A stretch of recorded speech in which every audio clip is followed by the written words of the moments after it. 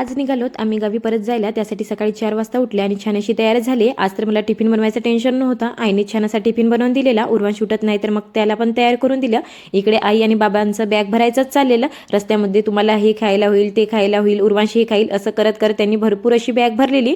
मग सरते शेवटी आई आणि बाबांचा आशीर्वाद घेऊन त्यांना बाय करून आम्ही निघालो रेल्वे स्टेशनवर। तर दादानीच मला रेल्वे स्टेशनवर पोहोचून दिलेलं। इकडे येत नाही तर मग उर्वांशनी मामाला सुद्धा बाय केलेला। मामा घरी परत गेला आणि आम्ही आलो स्टेशनवर। स्टेशनवर तर ट्रेन यायला वेळच होता। आम्हीच वेळेच्या आधी पोहोचलेलो। मग आमची ट्रेन पण आलेली तर आम्ही छान असा आमचा परतीचा प्रवास चालू केलेला। आणि तितक्यात नागभीड पडत नाही तर नागभीडचे फेमस असे आम्ही वडे घेतलेले।